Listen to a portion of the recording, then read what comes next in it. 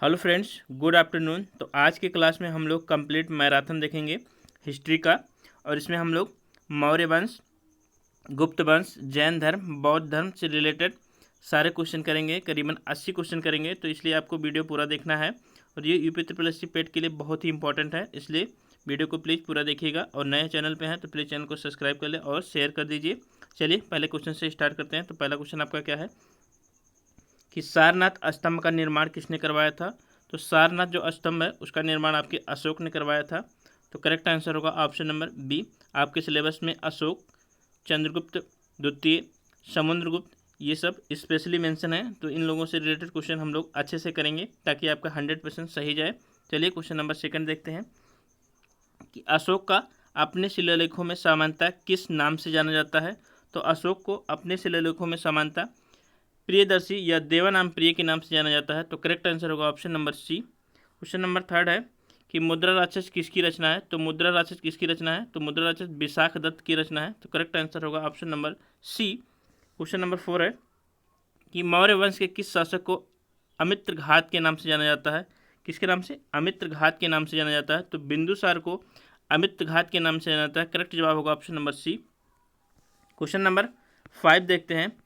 तो 5 में कह रहा है कि डायनोसिस किसके काल में भारत आया था? तो डायनोसिस है वो भारत कब आया था? तो बिंदुसार के शासनकाल में आया था। करेक्ट आंसर होगा option number C. Question number 6 है कि मौर्य काल में कलिंग प्रांत की राजधानी थी। तो मौर्य काल में जो कलिंग प्रांत था उसकी राजधानी तोसली थी। तो करेक्ट आंसर होगा option number C. Question number 7 है कि कौटिल्य की पुस्तक अर्थशास्त्र है। तो कौटिल्य जो जिनको विष्णु गुप्त कहा जाता है उनकी जो अर्थशास्त्र पुस्तक वो क्या है? तो शासन के सिद्धांतों की पुस्तक है। तो करेक्ट आंसर होगा option number D. Question number 8 है कि गुजरात चंद्रगुप्त मौर्य के साम्राज्य में सम्मिलित था, यह प्रमाणित होता है। तो किससे प्रमाणित होता है? तो रुद्र दामन के जूनागढ़ अभिलेख से प्रमाणित होता है कि गुजरात राज्य चंद्रगुप्त मौर्य के साम्राज्य में शामिल था। तो करेक्ट आंसर होगा option number B. Question number 9 देखते हैं कि चंद्रगुप्त मौर्य ने सेल्युकस को किस वर्ष में पराजित किया था? तो चंद्रगुप्त मौर्य ने सेल्युकस को 305 ईस्वी में पराजित किया था। तो करेक्ट आंसर होगा option number D. Question number 10 देखते हैं। तो 10 में कह रहा है कि निम्नलिखित में से कौन सा स्रोत मौर्य के नगर प्रशासन का विस्तृत विवरण प्रस्तुत करता है? तो विस्तृत विवरण नगर प्रशासन का मेगास्थनीज की इंडिका करती है। तो करेक्ट आंसर होगा option number B. Question number 11 है कि किसके शासनकाल में मेगास्थनीज भारत आया था? तो किसके शासनकाल में मेगास्थनीज भारत आया था? तो चंद्रगुप्त मौर्य के शासनकाल में। करेक्ट आंसर होगा option number D. Question number 12 है कि भारत में आने वाले विदेशियों का सही क्रम है। तो भारत में आने वाले जो विदेशी हैं उनका जो सही क्रम है, तो सबसे पहले आपका मेगास्थनीज आया था, फिर फाहियान आया था, फिर ह्वेनसांग आया था, फिर इत्सिंग आया था। तो करेक्ट आंसर होगा ऑप्शन नंबर डी। आपको ध्यान में रखना, मेगास्थनीज चंद्रगुप्त मौर्य के समय आया था, फाहियान चंद्रगुप्त द्वितीय के समय आया था, ह्वेनसांग हर्षवर्धन के समय आया था। तो सभी को आपको याद रखना है कि किसके काल में कौन आया था। क्वेश्चन नंबर 13 देखते हैं कि अशोक के शिलालेखों को पढ़ने वाला प्रथम अंग्रेज था। तो अशोक के शिलालेखों को पढ़ने वाला जो प्रथम अंग्रेज था वो था जेम्स प्रिंसेप 1837 में। तो इसको याद रखना, 1837 में जेम्स प्रिंसेप। क्वेश्चन नंबर 14 देख लेते हैं। तो 14 है कि सम्राट अशोक का कौन सा शिलालेख उत्तराखंड में है? तो कौन सा शिलालेख उत्तराखंड में, उसके बारे में आपको बताना है। जो तोसली है, सॉरी जो कालसी है वो उत्तराखंड में है। तो करेक्ट आंसर होगा option number C, Kalsi. Next question देखते हैं, क्वेश्चन नंबर 15 कि कलिंग युद्ध विजय का वर्णन किस शिलालेख में है? तो कलिंग के जो युद्ध हुआ था 261 ईस्वी में, तो उसका जो वर्णन है आपके शिलालेख 13 में है। तो करेक्ट आंसर होगा option number D. Next question देखते हैं, क्वेश्चन नंबर 16 है कि अशोक स्तंभ के शीर्ष फलक में किस जानवर का चित्र नहीं है? तो अशोक स्तंभ का जो शीर्ष फलक है उसमें आपको बाघ का चित्र नहीं दिखेगा, शेर का दिखेगा। तो करेक्ट आंसर होगा ऑप्शन नंबर सी, बाघ। क्वेश्चन नंबर 17 है कि बराबर पहाड़ियों का निर्माण किसने करवाया था? तो कहाँ पर है? तो बराबर की जो पहाड़ियाँ हैं वो आपके बिहार में है, जिसका निर्माण अशोक ने करवाया था आजीवक संप्रदाय के लिए। तो करेक्ट आंसर होगा ऑप्शन नंबर सी, अशोक ने। अशोक से रिलेटेड क्वेश्चन 100% आएगा, इसलिए आपको पूरा कंप्लीट अशोक का कराया जाएगा। क्वेश्चन नंबर 18 है कि तृतीय बौद्ध संगीत का आयोजन किसके शासनकाल में हुआ था? ध्यान रखना है आपका, तृतीय बौद्ध संगीत का आयोजन किसके शासनकाल में हुआ था? तो अशोक के शासनकाल में हुआ था। इसका हमने ट्रिक बताया था कि अका क्या है, अक है। तो आ से आपका अजातशत्रु, का से आपका कालाशोक, आ से आपका अशोक और का से आपका कनिष्क। तो आपको सारी चीज़ें ध्यान में रखना है। क्वेश्चन नंबर 19 देखते हैं। तो 19 कह रहा है कि अशोक के धम्म महापात्र की नियुक्ति किस बृहद शिलालेख में है। तो अशोक ने जो धम्म महापात्रों की नियुक्ति की थी वो बृहद शिलालेख 5 में उसका वर्णन है। तो करेक्ट आंसर होगा ऑप्शन नंबर बी, बृहद शिलालेख 5। चलिए नेक्स्ट क्वेश्चन देखते हैं। क्वेश्चन नंबर 20 है कि मौर्य काल में शिक्षा का सर्वाधिक प्रसिद्ध केंद्र था। तो मौर्य काल में जो शिक्षा का सर्वाधिक प्रसिद्ध केंद्र था वो था तक्षशिला। तो करेक्ट आंसर होगा ऑप्शन नंबर डी, नालंदा गुप्त काल का, और विक्रमशिला आपका बुद्ध जी के जैन धर्म या बौद्ध धर्म का शिक्षा का केंद्र था। तो उसको भी ध्यान में रखना है, बौद्ध धर्म का था। क्वेश्चन नंबर 21 है कि अशोक के निम्नलिखित शिलालेखों में से किस में दक्षिण भारतीय राज्यों का उल्लेख हुआ है। तो दक्षिण भारतीय राज्यों का उल्लेख हुआ है अशोक के द्वितीय मुख्य लेख में। तो द्वितीय मुख्य शिलालेख में हुआ है। तो करेक्ट आंसर होगा ऑप्शन नंबर कौन सा, सी। क्वेश्चन नंबर 22 है कि भारत का प्रथम अस्पताल एवं औषधि विभाग निर्माण करवाया था। तो किसने करवाया था। तो आपके सम्राट अशोक जी ने करवाया था। तो करेक्ट आंसर होगा option number D. Question number 23 है कि किसके शासनकाल में डिमेकस भारत आया था। तो डिमेकस जो भारत आया था वो बिंदुसार के शासनकाल में आया था। तो करेक्ट आंसर होगा option number C. Question number 24 देखते हैं कि चंद्रगुप्त मौर्य का महल मुख्यतः बना है। तो चंद्रगुप्त मौर्य का जो राजप्रसाद महल है वो मुख्यतः लकड़ी का बना है। तो करेक्ट आंसर होगा ऑप्शन नंबर सी, जो कि बिहार में है, ध्यान में रखना। क्वेश्चन नंबर 25 है कि सेल्यूकस को किस शासक ने पराजित किया था। तो सेल्यूकस को चंद्रगुप्त मौर्य ने पराजित किया था। तो करेक्ट जवाब होगा option number B. Question number 26 है कि सांची का स्तूप किस शासक ने बनवाया था। तो सांची का स्तूप जो कि मध्य प्रदेश में है, सम्राट अशोक ने बनवाया था। तो करेक्ट आंसर होगा ऑप्शन नंबर डी। तो गाइस ये वीडियो आपको अच्छा लगे तो प्लीज़ चैनल को सब्सक्राइब कर लीजिएगा, प्लीज़ आप लोग शेयर करिए, आप लोगों को 100% यहाँ से लाभ मिलेगा। चलिए क्वेश्चन नंबर 27 देखते हैं कि निम्नलिखित में से कौन सा अभिलेख खरोष्टी लिपि में लिखा गया है। तो कौन सा ऐसा अभिलेख है जो खरोष्टी लिपि में लिखा गया है। तो उसका आंसर होगा ऑप्शन नंबर सी, शाहबाजगढ़ी। ठीक, ध्यान में रखना। क्वेश्चन नंबर 28 है कि निम्नलिखित में से किस एक अभिलेख में अशोक के व्यक्तिगत नाम का उल्लेख मिलता है। तो जो मास्की अभिलेख है उसमें अशोक के व्यक्तिगत नाम का उल्लेख मिलता है। तो करेक्ट आंसर होगा ऑप्शन नंबर सी, मास्की। चलिए क्वेश्चन नंबर 29 देखते हैं। 29 में कह रहा है कि अशोक ने स्वयं को मगध का सम्राट किस स्तंभ लेख में कहा। मोस्ट इंपॉर्टेंट क्वेश्चन है। अशोक ने स्वयं को सम्राट कहा किस स्तंभ लेख में, मगध का। तो भारभू स्तंभ लेख। करेक्ट आंसर होगा ऑप्शन नंबर बी। अशोक से एक क्वेश्चन पक्का है आएगा, तो इसलिए आपको 100% अशोक पे ध्यान देना है। चलिए क्वेश्चन नंबर 30 है कि अशोक के अभिलेखों में किस दक्षिण भारत राज्य का उल्लेख नहीं है। तो अशोक के अभिलेखों में सातवाहन वंश का उल्लेख नहीं है। तो करेक्ट आंसर होगा option number C, Satavahana. Next question देख लेते हैं। क्वेश्चन नंबर 31 है कि अशोक के समकालीन तुर्मय कहाँ का राजा था। तो तुर्मय कहाँ का राजा था उसके बारे में है, तो मिस्र का था। तो करेक्ट आंसर होगा क्या, option number B. Next question देखते हैं। क्वेश्चन नंबर 32 है कि किसके शासनकाल में मेगास्थनीज भारत आया था। तो ये दोबारा रिपीट हो चुका है कि किसके शासनकाल में मेगास्थनीज भारत आया था। तो ध्यान में रखना कि चंद्रगुप्त मौर्य के समय मेगास्थनीज भारत आया था, इस बात को आपको ध्यान। नेक्स्ट क्वेश्चन 33 देखते हैं। तो 33 में कह रहा है कि नागार्जुनी पहाड़ी का निर्माण किस शासक ने करवाया था। तो अभी हमने देखा था कि बराबर की पहाड़ियों का निर्माण अशोक ने करवाया था आजीविक संप्रदाय के लिए। तो वहीं नागार्जुनी पहाड़ी का जो निर्माण वो आपके दशरथ ने करवाया था। तो करेक्ट आंसर होगा क्या, तो करेक्ट आंसर होगा ऑप्शन नंबर सी। ध्यान में रखना है, नागार्जुनी पहाड़ी का निर्माण किसने करवाया था, तो दशरथ जी ने करवाया था। तो करेक्ट आंसर होगा option number C. Question number 34 है कि बराबर की पहाड़ी गुफा किस राज्य में स्थित है। तो बराबर की जो पहाड़ी गुफा वो बिहार में है। तो करेक्ट आंसर होगा ऑप्शन नंबर सी, बिहार में स्थित है, ध्यान में रखना।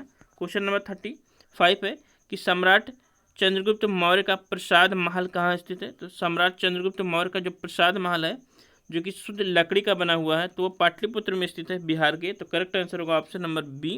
क्वेश्चन नंबर 36 है कि धम्म की नीति किस शासक से संबंधित है। मोस्ट इंपॉर्टेंट क्वेश्चन है। तो धम्म की जो नीति है वो सम्राट अशोक से संबंधित है। तो करेक्ट आंसर होगा ऑप्शन नंबर बी, सम्राट अशोक। क्वेश्चन नंबर 37 है कि मौर्य वंश का अंतिम शासक कौन था, इंपॉर्टेंट है। तो मौर्य वंश का जो अंतिम शासक था वो था आपका बृहद्रथ। तो करेक्ट आंसर होगा ऑप्शन नंबर सी, मौर्य वंश का अंतिम शासक था। क्वेश्चन नंबर 38 है कि अशोक के शिलालेखों में प्रयुक्त भाषा है। तो अशोक के जो शिलालेख हैं उसमें जो प्रयुक्त भाषा है वो प्राकृत है। तो करेक्ट आंसर होगा option number C. Question number 39 है कि मौर्य काल में राजस्व एकत्र करने वाले अधिकारी को कहते थे। तो मौर्य काल में जो राजस्व एकत्रित करते थे वो अधिकारी कहलाते समाहर्ता। तो करेक्ट आंसर होगा क्या, तो करेक्ट आंसर होगा आपका ऑप्शन नंबर ए, समाहर्ता, ध्यान में रखना। नेक्स्ट क्वेश्चन देखते हैं, क्वेश्चन नंबर 40। तो क्वेश्चन नंबर 40 कह रहा है कि गौतम बुद्ध की माँ किस वंश की थी, इंपॉर्टेंट क्वेश्चन है। तो आपका बौद्ध धर्म से रिलेटेड क्वेश्चन आ गया है कि गौतम बुद्ध की माँ किस वंश की थी। तो गौतम बुद्ध की जो माँ थी वो कोलीय वंश की थी। तो करेक्ट जवाब होगा option number C. Question number 41 है कि बुद्ध का जन्म कहाँ हुआ था। तो बुद्ध का जन्म कहाँ हुआ था, तो कपिल वस्तु के लुम्बिनी में हुआ था। तो करेक्ट आंसर होगा ऑप्शन नंबर बी, लुम्बिनी में, ध्यान रखना। क्वेश्चन नंबर 42 देखते हैं कि महात्मा बुद्ध का महापरिनिर्वाण कहाँ हुआ था। तो क्या पूछ रहा है कि महात्मा बुद्ध का महापरिनिर्वाण कहाँ हुआ था। तो महात्मा बुद्ध जी का महापरिनिर्वाण कुशीनगर में हुआ था। तो करेक्ट जवाब होगा option number C. Question number 43 है कि गौतम बुद्ध द्वारा अपने धर्म में दीक्षित किए जाने वाला अंतिम व्यक्ति कौन था। तो सुभद्र था अंतिम व्यक्ति। तो करेक्ट आंसर होगा ऑप्शन नंबर बी, ध्यान में रखना। तो गाइस यदि वीडियो अच्छा लगे तो प्लीज़ चैनल को सब्सक्राइब कर लीजिए। क्वेश्चन नंबर देखते हैं 44 कि महावीर स्वामी का जन्म कहाँ हुआ था, इंपॉर्टेंट क्वेश्चन है। तो महावीर स्वामी का जन्म कहाँ हुआ था, तो कुंड ग्राम में हुआ था। तो करेक्ट आंसर होगा क्या, ऑप्शन नंबर सी, ध्यान में रखना। चलिए क्वेश्चन नंबर 45 देख लेते हैं। तो क्वेश्चन नंबर 45 है कि महावीर स्वामी की मृत्यु निम्नलिखित में से किस नगर में हुई थी। तो महावीर स्वामी जी जो कि 24वें तीर्थंकर थे उनकी मृत्यु पावापुरी में हुई थी। तो करेक्ट आंसर होगा क्या, ऑप्शन नंबर सी।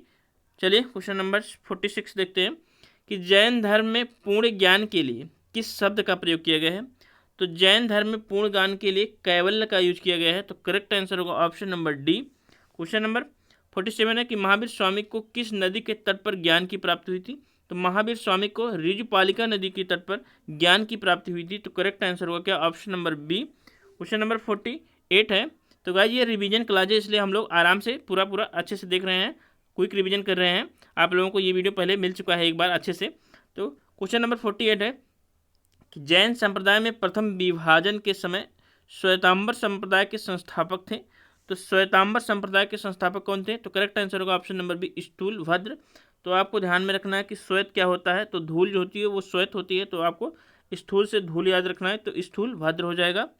चलिए क्वेश्चन नंबर 49 देखते हैं कि महावीर स्वामी का प्रथम शिष्य था। तो महावीर स्वामी का पूछा गया है। तो महावीर स्वामी का प्रथम शिष्य जमाली था और गौतम बुद्ध का सबसे प्रिय शिष्य था आनंद। तो इस बात को भी आपको ध्यान में रखना है। क्वेश्चन नंबर 50 है कि स्यादवाद सिद्धांत संबंधित है। तो स्यादवाद सिद्धांत जैन धर्म से संबंधित है। तो करेक्ट आंसर होगा ऑप्शन नंबर बी, जैन धर्म, ध्यान रखना। क्वेश्चन नंबर 51 है कि बुद्ध ने सर्वाधिक उपदेश दिए थे। तो बुद्ध ने सर्वाधिक उपदेश कहाँ दिए थे, तो श्रावस्ती में दिए थे। तो करेक्ट जवाब होगा option number C. Question number 52 है कि गौतम बुद्ध ने अपना प्रथम उपदेश कहाँ दिया था। तो गौतम बुद्ध ने अपना जो प्रथम उपदेश दिया था वो सारनाथ में दिया था। तो करेक्ट जवाब होगा option number C. Question number 53 है कि पहली बौद्ध संगीत कहाँ पर हुई थी। तो पहली बौद्ध संगीत आपकी कहाँ पे हुई थी, तो आपके राजगिरी में हुई थी। तो करेक्ट आंसर होगा ऑप्शन नंबर ए। इसका भी हमने ट्रिक बताया था, रवे पक। तो रा वे पक, तो रा से राजगिरी, वे से वैशाली, पा से पाटलिपुत्र और का से कश्मीर। तो आपको ध्यान में रखना है। क्वेश्चन नंबर 54 है कि बौद्ध धर्म महायान और हीनयान शाखा में कब विभाजित हुआ। तो बौद्ध धर्म महायान और हीनयान शाखा में चतुर्थ बौद्ध संगीत में विभाजित हुआ। तो चतुर्थ बौद्ध संगीत में विभाजित हुआ था। तो आपको ध्यान में रखना है। चलिए क्वेश्चन नंबर नेक्स्ट देख लेते हैं। क्वेश्चन नंबर क्या है आपका 55 है कि द्वितीय बौद्ध संगीत का आयोजन कहाँ हुआ था। तो अभी हमने बताया कि रवे पक, इसका जो ट्रिक है रवे पक। तो द्वितीय बौद्ध संगीत कहाँ हुआ था, तो रा वे वैशाली में हुआ था। तो करेक्ट आंसर होगा option number B. Question number 56 देखते हैं कि गौतम बुद्ध के जन्म से संबंधित है। तो गौतम बुद्ध के जो जन्म से संबंधित है वो क्या है, आपका कमल है। तो ध्यान में रखना। गिरिताक्ष से आपका घोड़ा है। तो गिरिताक्ष से क्या है, घोड़ा है। ज्ञान प्राप्ति से क्या है, तो बोधि वृक्ष है। तो सभी बातें आपको ध्यान में रखना है।